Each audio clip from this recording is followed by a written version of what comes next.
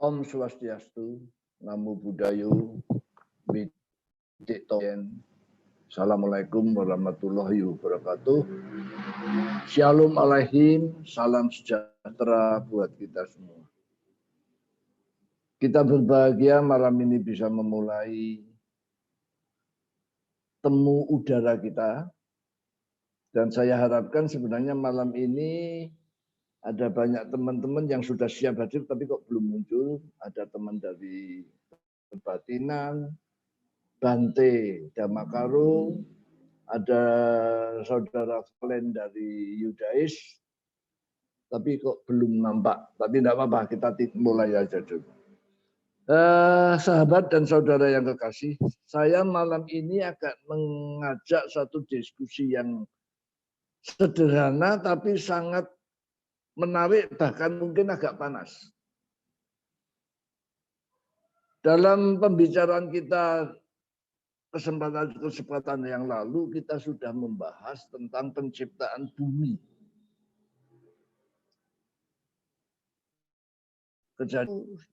Sampai Kejadian 2 ayat 7. Nah, kita tertarik dengan satu hal, yaitu dalam Kejadian 1 ayat 26, untuk kita dalami bersama. Dalam pembahasan sebelumnya, Kejadian 1 ayat 1, kita sudah sepakat atau kita sudah membahas bahwa Allah menciptakan seorang diri langit dan bumi dengan firman-Nya, dan kemudian muncul frase atau ayat Kejadian 1 ayat 26, mana Allah berbicara atau berbincang dengan sesosok dengan ucapan, marilah kita menjadikan manusia menurut rupa dan gambar kita. Tentunya sebagai pembelajar yang kritis, kita boleh mempertanyakan siapa yang diajak omong itu. Karena sebelumnya kita tahu bahwa bumi kita kosong dan Allah menciptakan langit dan bumi dalam keadaan bumi yang kosong. Tapi dalam Mazmur 33 ayat 6 ada penjelasan yang dikatakan oleh Alkitab. Dengan firman-Nya Allah telah menjadikan langit dan bumi, dan dengan nafas mulutnya Dia menciptakan bala tentaranya, atau dengan ruhnya Dia menciptakan bala tentara. Itu Kejadian 2 ayat 7, Ayub 27 ayat 2. Allah sekarang kita sudah tahu, Allah tidak sendiri lagi. Ada bala tentara surga, dan kita sudah membahas yang lalu, bala tentara surga itu adalah malaikat, sudah diutus kepada para gembala di padang belantara ketika Yesus lahir. Nah, sekarang kita akan coba mendalami pembahasan ayat ke-20 yang 1 itu. Marilah ciptakan manusia menurut rupa dan gambar kita. Satu hal yang menarik, bagaimana menafsirkan rupa dan gambar kita. Saya sering ditanya oleh teman-teman non-Kristen, apakah Allah itu bertangan, berkaki, dan sebagainya, karena rupa dan gambar kita. Tapi saya berpendapat bahwa dimaksud dengan rupa adalah karakter. Seperti yang dikatakan bahwa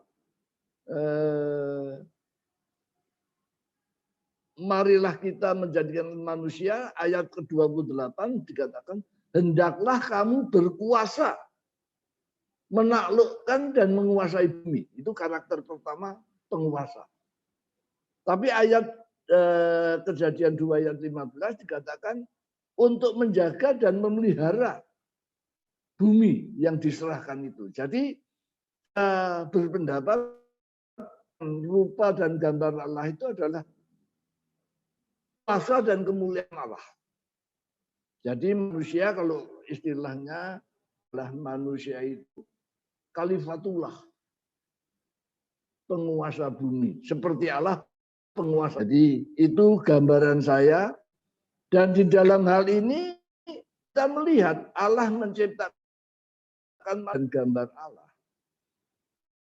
Satu hal yang dikatakan setiap makhluk cerdas yang mencerdaskan, menciptakan sesuatu, tentu di dalam ciptaannya itu terkandung karakteristik penciptanya.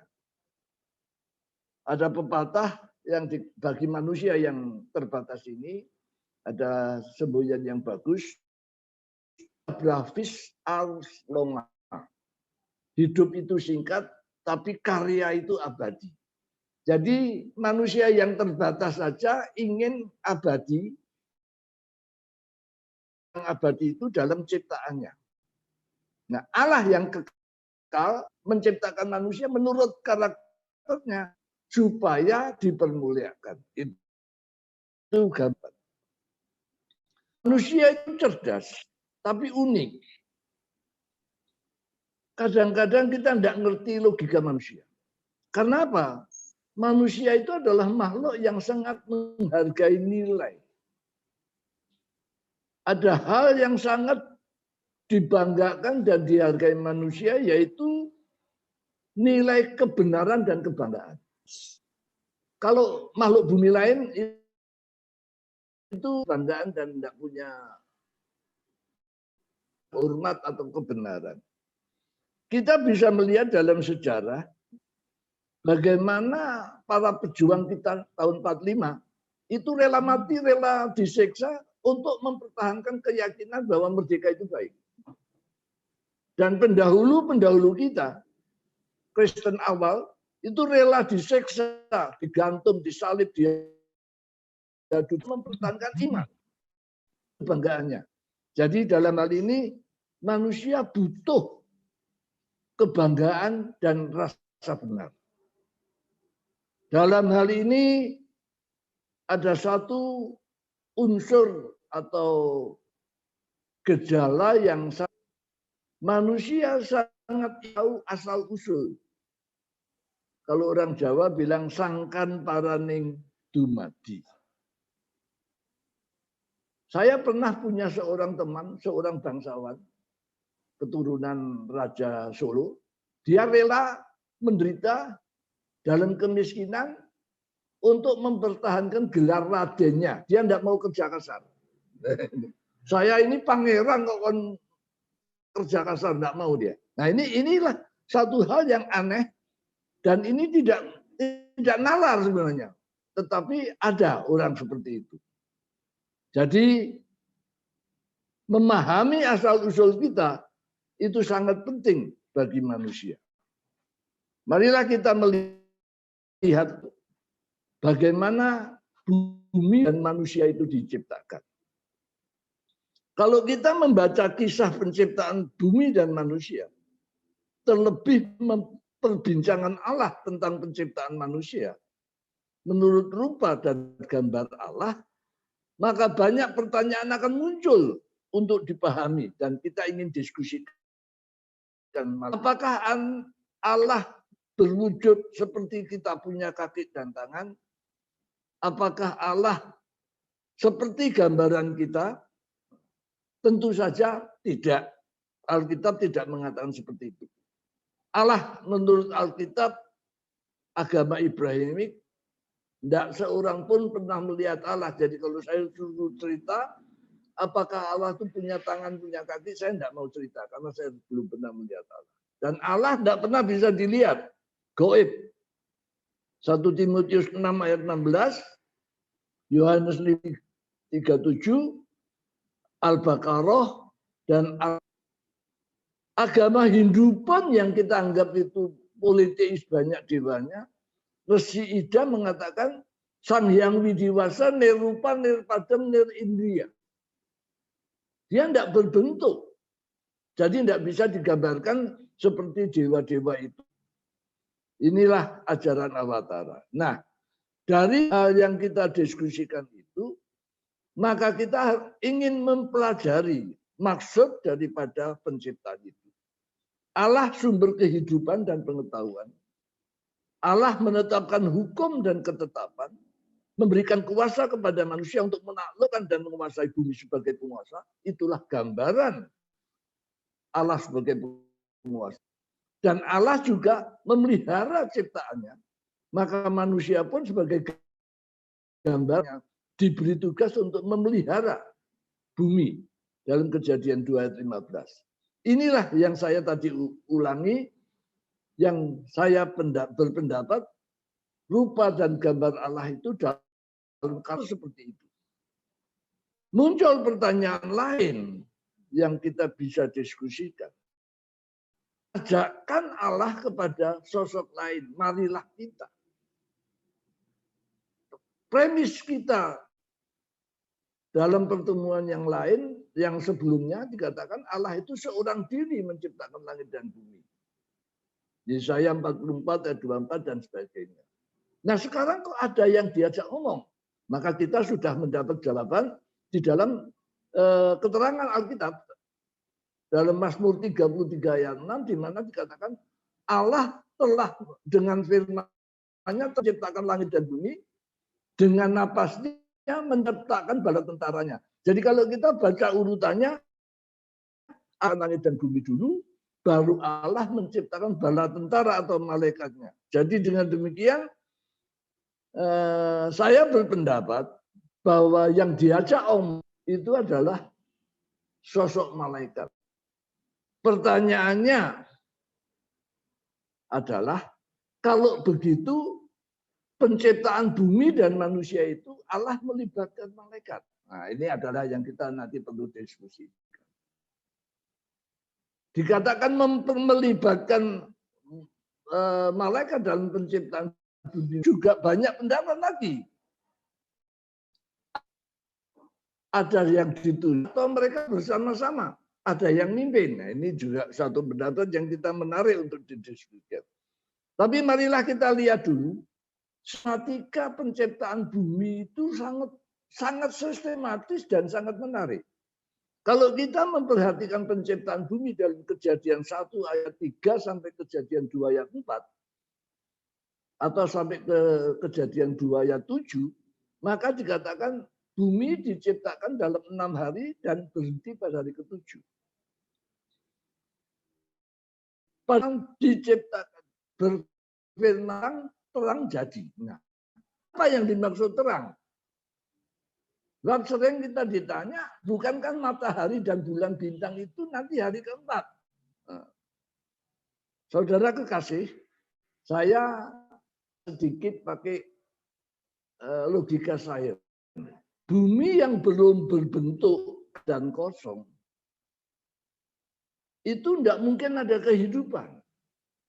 Maka hari pertama bumi yang belum berbentuk itu diubah menjadi teratur. Sebab di dalam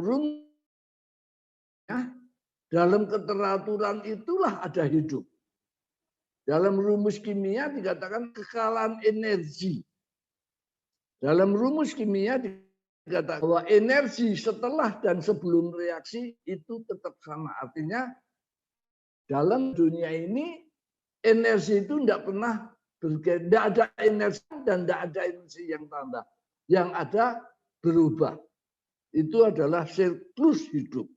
Maka kalau kita membaca itu dan membaca Alkitab, maka terang yang dimaksud di dalam Kejadian hari pertama itu adalah hidup. Yohanes 1 ayat 4. Terang itu adalah hidup manusia. Dalam filsafat, terang itu adalah gerak, terang itu adalah vital force, terang itu adalah energi. Jadi berpendapat hari pertama yang diciptakan bukan terang seperti matahari yang kita lihat, tapi terang kehidupan, energi.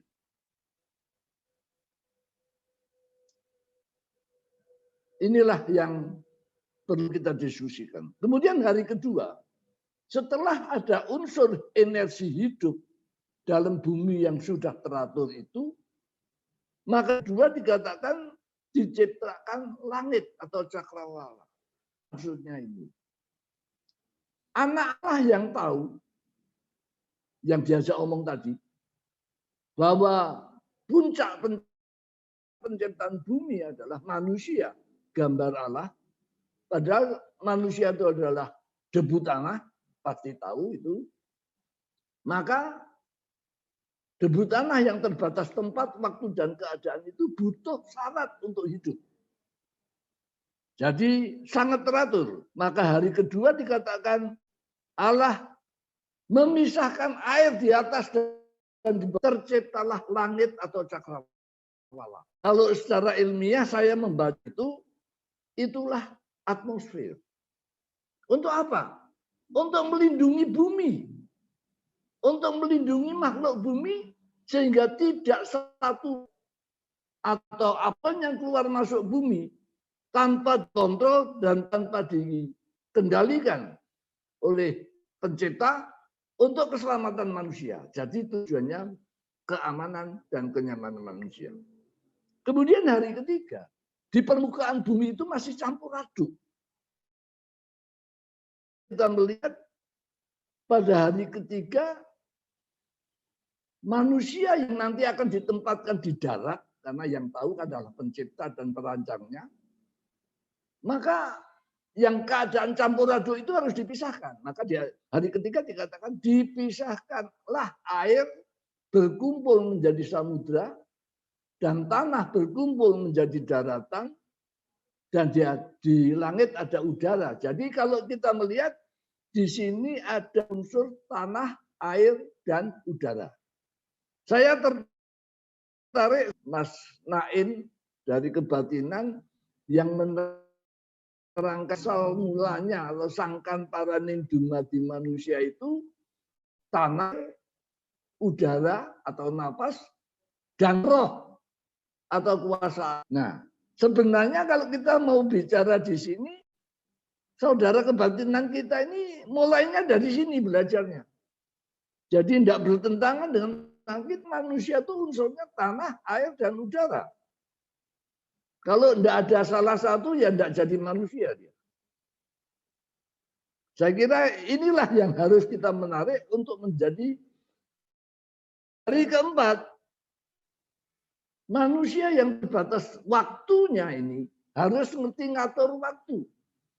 Maka manusia dikaitkan atau digabungkan bintang atau galaksi terdekat yaitu Bima Sakti supaya manusia bisa memahami formasi langit, presisi peredaran yang teratur untuk menentukan waktu, diberi penolong siang matahari, penolong malam sehingga manusia bisa menentukan hitungan hari dan makhluk bumi lainnya bisa menjaga hidup dengan gejala-gejala alam, tanda-tanda alam menurut musim-musimnya. Ini yang keempat.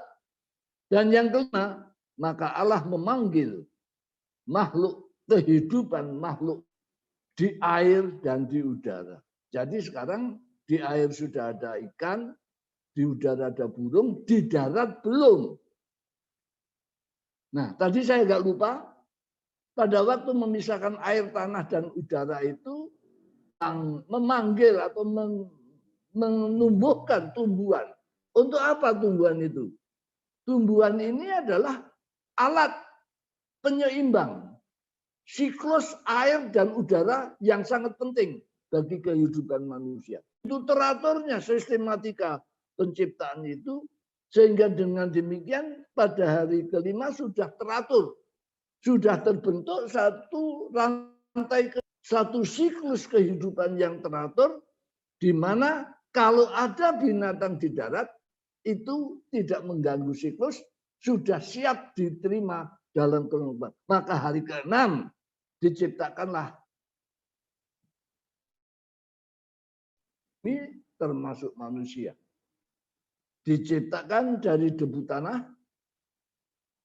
dibentuk menurut keinginan penciptanya, ditiupkan napas hidup, jadilah hidup. Nah, Kalau kita melihat di sini, maka ada satu bedaan pencipta sangat penting. Kalau Allah berfirman, kun fayakun. Tapi sekarang penciptaan yang kita lihat di bumi ini adalah dibentuk. Kalau kun fayakun, ilmiahnya ex nihilo, from nothing to something. Tetapi kalau dibentuk, ini from something to something. Jadi premis ini membuka satu pandangan, keberatan dengan pandangan ini, bahwa Allah melibatkan malaikat dalam penciptaan bumi dan manusia. Ini yang menarik, dan ini akan membawa pembahasan yang sangat dalam. Yang kedua, saya ingin membahas sosok yang diajak bicara oleh Allah. Siapa dia? Pembahasan ini kenapa? Karena kita ini sudah terpisah oleh ortodoksi yang memisahkan perjanjian lama dan perjanjian baru. Kita sudah membahas yang lalu. Ortodoksi Yahudi yang percaya kepada Taurat dan syahadatnya menolak Injil dan Yesus. Orang mempunyai konsep Yesus yang berbeda dengan orang Yahudi tentang Mesias dan agak mengabaikan Taurat. Nah, dalam hal ini saya ingin mengajak siapa yang diajak bicara oleh Allah itu. Kalau malaikat itu bala tentara surga, tentunya tidak mendiskusikan penciptaan itu dengan semua pasukan. Kalau berbicara tentang angka atau kelengkapannya, dia pastinya hanya berbicara dengan panglima dan panglima mengajak stafnya kalau perlu. Kalau enggak ya cuma panglimanya saja. Nah, Alkitab memberikan contoh seperti itu. Apakah Alkitab yang satu kesatuan, Alkitab perjanjian lama dan perjanjian baru, satu kebenaran utuh memberikan penjelasan itu? Alkitab menjelaskan begini. Ibrani 1 ayat 5. Maka di antara malaikat itu, siapakah yang diajak omong? Ini kalau orang Kristen jelas Yesus anak Allah. Dan kemudian ayat 6, ketika dia membawa anaknya ke bumi, dia memerintahkan semua malaikat harus menyembah dan taat kepada dia. Proskuneo. Tetapi sebenarnya ayat ini di perjanjian lama. Dalam Mazmur 2 ayat 7-8. Allah berkata, aku ingin menceritakan ketetapan Allah. Allah berkata kepadaku, anakku engkau. Pada hari ini engkau kuperanakkan. Jadi sebenarnya kita menjadi kabar kepada orang Yahudi. Maka itu sebenarnya malam ini saya mengundang sahabat saya, kalau belum kelihatan, saudara Valen dari Yudaes. Dan sayangnya menurut saudara Yudaes yang diajak bicara perjanjian 1 ayat 26 dalam menciptakan manusia. Ini akan membuka jembatan sehingga orang Kristen dan orang Yahudi, perjanjian lama dan perjanjian baru itu bisa ada titik temu. Inilah tujuan diskusi malam ini. Saudara-saudara kekasih, di dalam diskusi kita malam ini sangat penting. Jangan sampai konsep Allah kejadian dan konsep kita tentang Yesus, jalan keselamatan satu-satunya ini tidak nyambung. Sebab saya yakin Allah yang menciptakan langit bumi dan Yesus satu-satunya nama di mana kita diberikan keselamatan harus ketemu. Nah, bagaimana mempertemukan inilah yang saya harapkan malam ini menjadi topik. Maka itu saya sangat senang ketika saudara dari Yudaes mau ketemu, mau ikut. Saya belum lihat ini. Sebab apa? Di dalam Yohanes 17 ayat 3, kunci hidup kekal adalah mengenal Allah yang benar dan mengenal Yesus. Nah, pasti Allah yang benar itu Kejadian 1 ayat 1. Dan tidak mungkin selamat kalau tidak ada Yesus. Nah, menemukan inilah satu PR yang besar, seperti dalam buku saya menulis, tugas kita umat Tuhan di akhir zaman adalah bagaimana memuliakan Allah yang satu itu tanpa Tuhan kita. Bagaimana meninggikan Yesus Tuhan kita tanpa meremehkan Allah yang satu. Diskusi yang sebenarnya, dan ini pas mengundang banyak pertanyaan, karena di dalam Alkitab, kalau kita premis percaya Alkitab Perjanjian Lama dan Perjanjian Baru itu sama pentingnya, sama dari Allah yang sama, maka PR kita untuk membangun jembatan antar ortodoksi yang selama ini tidak pernah ketemu, bahkan bermusuhan, sehingga dengan demikian bukan kita yang dipermuliakan, tapi Allah kita. Inilah malam ini saya ingin bicara itu, dan kita akan minggu depan tentang kontroversi yang lahir dalam kehidupan dunia yang begitu ruwet sekarang. Saya kira ini yang ingin saya sampaikan. Terima kasih atas perhatiannya. Kita ketemu Kamis depan.